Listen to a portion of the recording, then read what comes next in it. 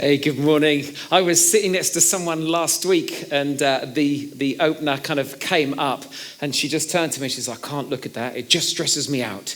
And there is something about what we've just seen there of the pace of things and the workload and stuff that builds up.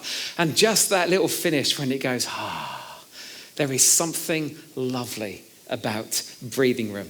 Hey, if it's your first week here, I want to welcome you. If you're catching or watching online and this is your first week, welcome to you. We are so grateful that you've come to join with us. If you want to catch up on what's happened so far within our first 2 weeks, if you go to our website and if you click onto the top button which has media and then hit current series, you can either watch these talks or you can download them. You can listen to them via the Forge podcast as well. So there's ways in which you're able to catch up. But I just want to very quickly recap that the first week we were thinking about breathing room. And when we don't have it, the effect that it has on us, that it can cause so much stress, that worry and anxiety can take over. In fact, when we have no breathing room, it can even affect us physically with regards to illness. And when we talk about breathing room, we're talking about this gap, this space between our current pace and our limits. It's the gap. All of us will have limits. Those limits will be different for each one of us. But it's that gap. Breathing space is the gap between our current pace of life, for whatever that might be, whether that's relationally, financially, or emotionally, or whatever, and our limits. That's where we find our breathing room. And week one, in our attempts to get the most out of life, we run the risk of losing control of our lives, which is why I think this series is so important at the start of 2020 to be thinking about this. Last week, we were thinking about time and that our time is limited. So we have to limit what we do with our time. So this week, what we're going to be doing is we're going to be focusing on breathing room, having breathing room within our finances, within our money.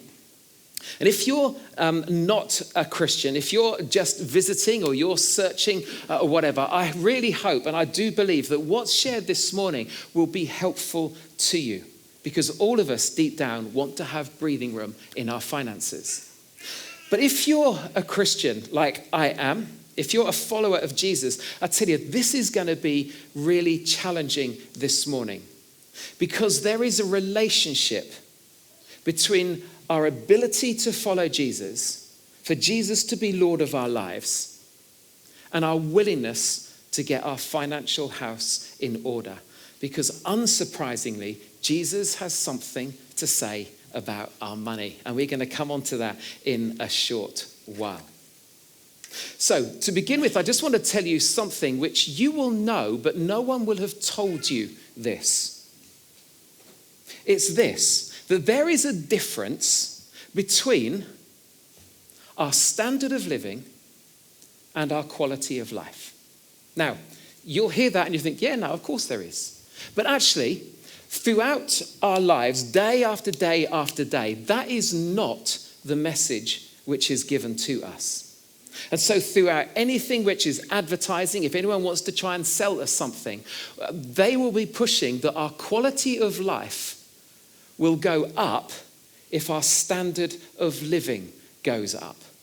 And so quite naturally, what we look to do is we look to upgrade. We look to trade upwards in whatever is happening in our lives. So we would want a newer car or a better car, that we would want to get from a 2-bedroom to a 3-bedroom house. We will always want to look to improve. If Apple brings out a new gadget, some of us, we've just got to get it because it's life-changing. And because if we raise our standard of living, we will raise the quality of life. And do you know what? That is an absolute lie. And deep down, all of us know that it's a lie. That just because you have a higher standard of living doesn't mean that your quality of life improves. In fact, sometimes the opposite takes place. That as you get a higher standard of living, you become unhappier while you're trying to sustain that. So that you work longer hours, you start to argue over money, you stress over the borrowing repayments. And you see, we can raise the standard of living. This is so different to time. We can raise the standard of living by debt. It's great. We can raise the quality of life through discipline. And those two things are very, very different. You see, time is limited, remember? And so we have to limit what we do with our time. Well, our money and our finances are limited, but those limitations don't have to limit what we do with our money, because there are people who are willing to loan us stuff so that we can raise our standard of living. See, just have a think. If there is a God who is interested in you, if there's a God who does care for you, and if there's a God who wants the very, very best for you, which do you think God is more interested for you and me? Our standard of living or our quality of life? You haven't got to call it out because you know what the answer is. God will always be more interested in the quality of life than he is with our standard of living. And so if we take our faith seriously, if we're followers of Jesus, if we're Christians and we want to take our faith seriously, our goal should be what God's goal for our lives is, not what the media or what the advertising or what TV or what gets pushed at us day after day, which is we need to raise our standard of living. See, it is so easy to believe the lie. Honestly, it is. I know that. Throughout all of these talks, you have to know that I talk to myself as much as I talk to you. Because I can get, just as you can get, caught up in wanting to have a bit more, wanting to raise the standard of living. And so we push for better cars and we push for bigger houses and new gadgets and up-to-date technology. We upgrade all the time. But the sad thing is that for some of us, we'll be sitting here today or we're watching online today. And for some of us, we now earn much more money, but we have much less peace. For some of us here, we will have lovely houses to live in, but we'll have awful marriages that are going on inside the house. For some of us here, we have lovely stuff, but that stuff doesn't bring the joy that we hope that it would. It's because we get caught up in this lie that the standard of living, if that goes up, then our quality of life will go up. And it's just not true. And at some point, that will dawn on us. And this is why breathing room in our finances becomes so, so important. And you're not going to like this next little phrase because it's really tough and it's countercultural, but this is brilliant news for you and me if we apply it. It's this, that creating breathing room financially may lower your standard of living, but it will raise the quality of your life. In other words, we can find joy with less, and often we lack peace with more. And before I want to get into what Jesus has to say, because he does have to say some things about this, let me tell you 3 things about you and I which are true. Okay, just to set a little bit of context for this. Truth number 1 is this, is that we live on a percentage of our income. Now, you kind of think, duh. Yeah, of course we do. We do. We live on a percentage of, for what comes in, we spend a percentage of that. And it depends on what that percentage is. And probably most of us sitting here today or watching online, we have no idea other than it's probably near 100%. So all of us, when money comes in, we will do something with it. We will spend some of it and we will spend a percentage of it. And if we don't choose it, life will drive us to that percentage. If we don't choose the percentage that we live on, I tell you, life will drive it for us. Second truth about you and I is this. We think this. We'd be fine if we just had a little bit more. It's true. Have you ever thought and just looked at your salary and as it comes in and just think, if I could just have 500 more a month, that would just make my life. I tell you, life would be so much better if that's the case. Things are tight, so if I just had a little bit more, we'd be fine. But what happens is that we allow our income to sync with our outgoings. And so what we discover is that if we did have a little bit more, we would find ourselves in just the same place again. Because number 3 is also true about you and me. We felt the same way when we had a lot less. It's true. If you think back 10 years and you could project forward as to what you're earning today, you'd think, blimey, that would be amazing. We've just talked about 100 years. Okay, 100 years, the difference between a house value of that. Well, just go back 10 years to think how much you were earning. And if I was to say, in 10 years' time, you'll be earning this much, whatever that is, you'd go, blimey, life's going to be good. And yet we find ourselves 10 years later, and life seems to be no different. Because we always think we'd be fine if we had just a little bit more. See, what this is called marginless living or breathing room less living. And that will never change unless you and I make some big changes. What I've got, look at this. This is a bit of my artwork from earlier. Thank you very much. 2 straight lines. I just want you to consider this.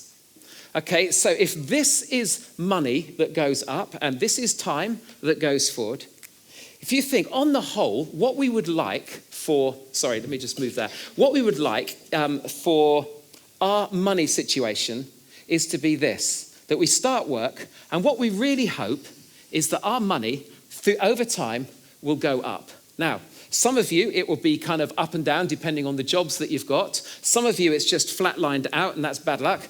But on the whole, we kind of think that as we go through life, our earnings will go up. And what we want to be able to achieve is this, is that ideally, and this is ideally, that's our, let me just put here,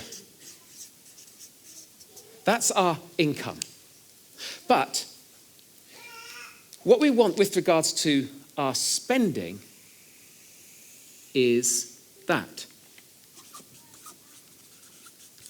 Yeah, so our income is that, and our spending is a little less than our income. And so what you have here is breathing room. Every single one of us sitting here or watching today, that is what we would like our life to be like. So that we get our earnings and we don't spend all of our earnings, and so that we will have breathing room. That's the ideal. That's what you and I would all love to have.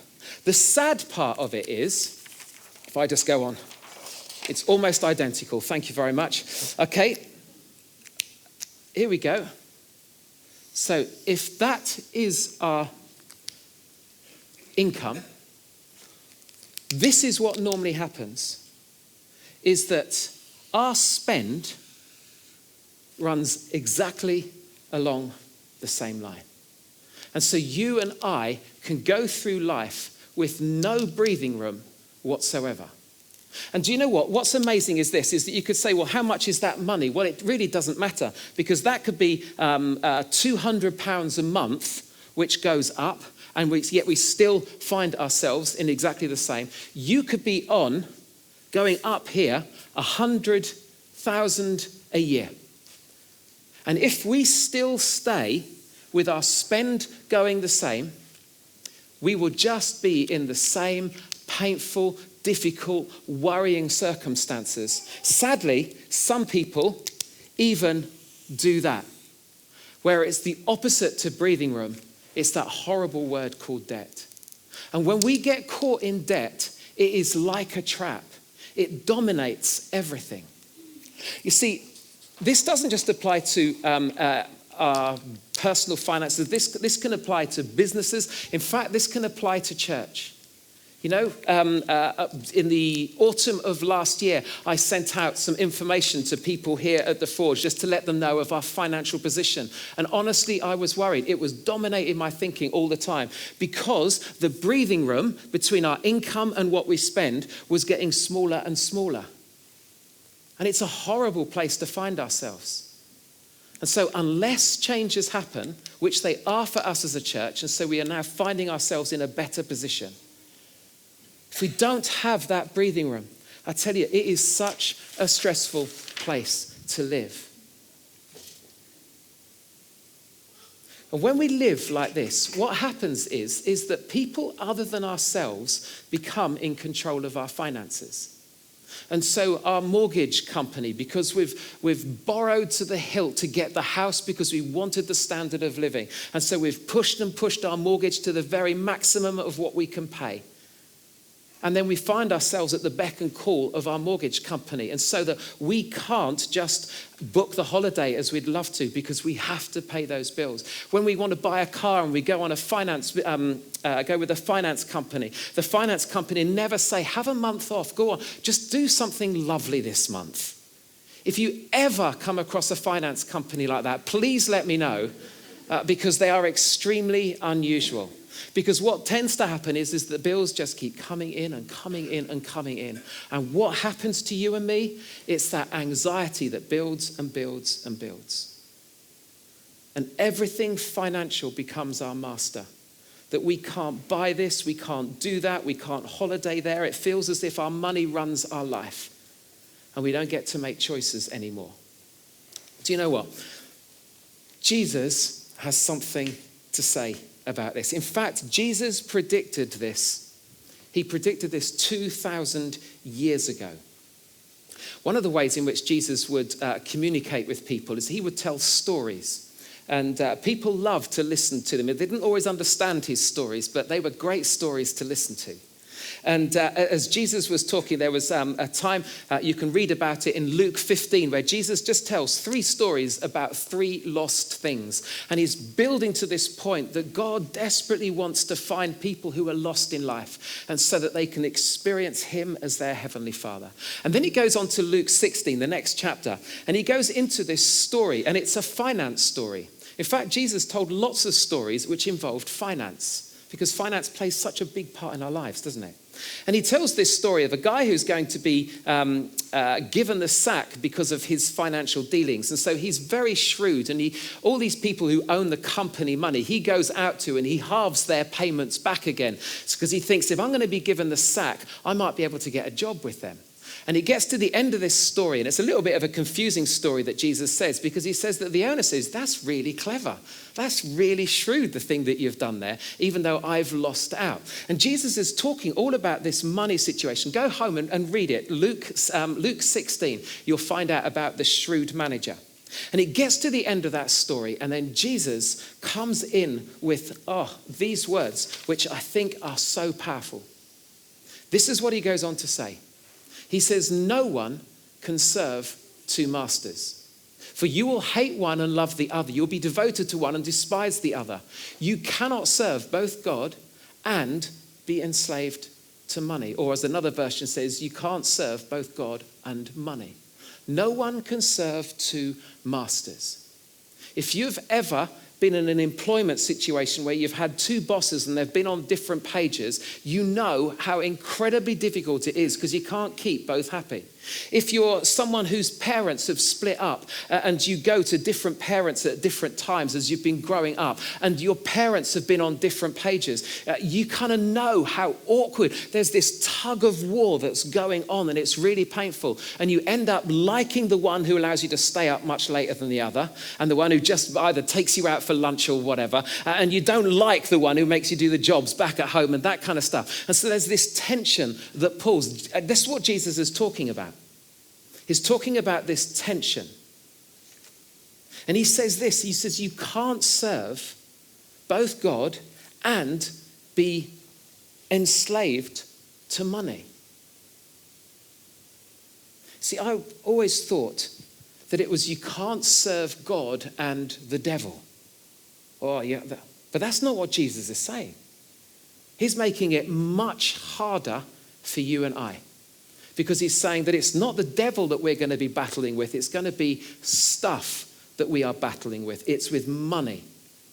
And one of those is going to call us to raise our standard of living, to buy better, to have more, to keep up to date with all the stuff that you should have. And the other is calling us to choose a quality of life that has financial breathing room to it. One that demonstrates generosity, one that limits our spending but widens our opportunities. And what Jesus, when he was telling these stories, he was poking at a part where it really hurts. Because he's saying this: you've got to choose which master you're going to serve. This is so big. If you're a Christian, this is so big. Because he's saying that we've got to choose, that there is a lifestyle a choice to make about when we follow God, or whether we're going to be enslaved by this stuff called money, whether we're going to be trapped by it. And you see, it's really hard to do what Jesus calls us to do when we are trapped by our finances. Sam is back here for a short period of time because his wife is expecting baby number 3 in the next couple of days, and he hasn't left yet, so she hasn't gone into labour, so that's really good. But Sam and Katie have had to raise an awful lot of money to be able to be working out there in Chad. And, and sitting here, you might be thinking, I'd love to be able to, I can't.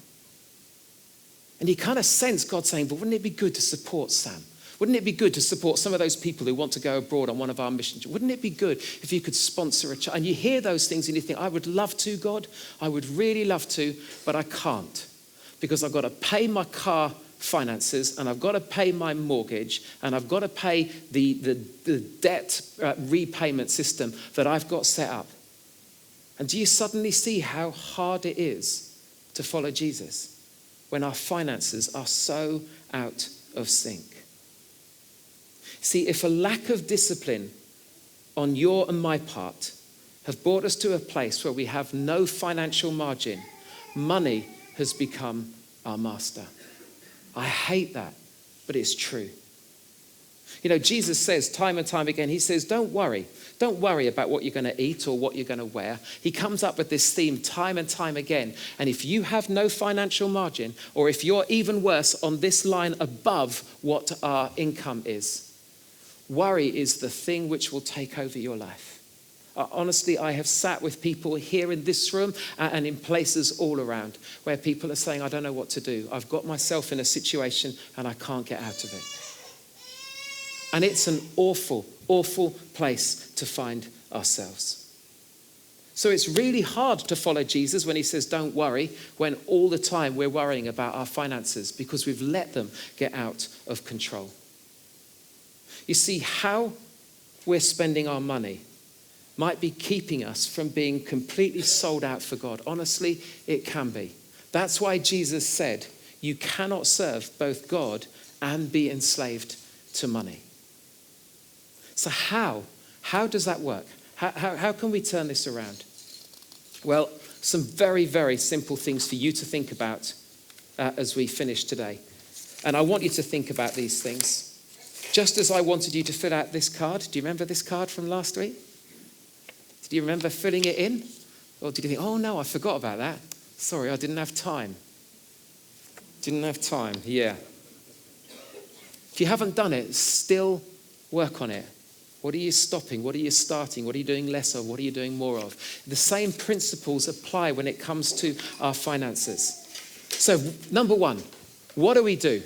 Number one is this. We've just got to decide. We've got to decide that the way in which we're living, which might be this, is not the way that we're going to go on anymore. We've got to hate that lifestyle of thinking, I'm worried about money. I've got nothing spare. I can't do. If the washing machine goes, we've had it. We've got to hate that enough to decide that we're going to do something about it. Debt is about having a higher standard of living. Discipline is about having a better quality of life. So you and I, we have to decide, and it will take discipline to bring about any kind of change. Seems really simple, doesn't it? Just to decide. But the thing is, lots of us haven't even thought about it.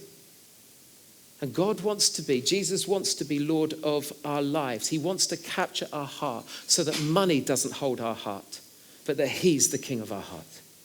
Secondly, it's this. Set a breathing room goal. If you come back to this chart here, that's your income. Come on, so what percentage do you want to spend? And what percentage do you want to use as breathing room? So you could start with 2% as breathing room to start with. And to say that we're not going to spend above this because this will begin a buffering part to our finances, a bit of breathing room. You might start with 5%, you might start with 10%, but start to think and choose a breathing room goal to say that's what we're going to go for. So when we do our finances, we will know that that's what we're aiming for. If you don't know what you're aiming for, you're going to miss. You just will. So thirdly, track your spending. Budget. Honestly, this is so important. When I did this a little while back, I went through, I could not believe how much money Tesco's and Costa had from me. Unbelievable. I honestly didn't know the figure until I did it. Do you know where your money's going? Because if you don't, you won't be able to control it.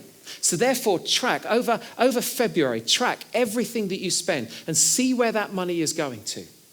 Because once you know where your money's going, you can do number 4, which is you can cut your spending. You can decide that you don't go into the pub as much and spend and buy as many rounds as you do at the moment. That you don't go to that coffee shop. That you don't go and buy that new thing. That you can make a difference when you start to cut your spending. You see, this is not just this might be very practical, and I hope it is for anyone who doesn't choose to follow God. If you do choose to follow God, this is so important, because what did Jesus say? You can't follow both God and money. You've got to make a choice. And God's choice for your life is quality of life, not standard of living, which means you might have to lower your standard of living in order to get a better quality of life. I want is better than I owe. I want a new car is better than I owe money for a new car. I want a holiday abroad is better than I owe money for a holiday abroad. If you want to have peace of mind, if you want to have quality of life, we have got to create breathing room within our finances. I'll say it again. Creating breathing room financially may lower your standard of living, but it will raise the quality of your life. I tell you, out of experience, having breathing room financially, it is so good. It is so good. And I don't have the flashiest of cars. I think it's 260,000 my car has done so far, and it's still going. Still going. But having breathing room, I tell you, it is beautiful. It fills you with peace. And it reminds me again that what God has given to Sarah and I, well, we can use it. We can learn to be generous. That we are not stretched and we're not worrying and we're not arguing over who spent what. Breathing room is fantastic. Breathing room is a reminder that we can follow God, that we can follow what Jesus says, and that we can make him Lord of our hearts, and not the mortgage company or the finance company or the stuff that we own. God has a better way for you and me. And I just want to appeal to you to chase after it, to make God central, to make him the king of your heart and not stuff. And you will find life, and life in all its fullness. Honestly, it's the best way to go. Let me pray for you. Lord, we're going to sing this song now, the King of my heart. Lord, that you will be the wind in our sails, that you'll be the way for us to go. Lord, for any of us, Lord, who are sitting here thinking, well, that's fine for him up there, but it's different for me. Lord, I pray that you would breathe hope and that you would be a way maker even within our finances, that you would show us a better way to live, a way to get out of the debt that we find ourselves in, a way to be free from the worry that we experience. And Lord, help us to realize that this is not just a money issue. It is a spiritual issue, that we cannot serve you and stuff. We can't have two masters.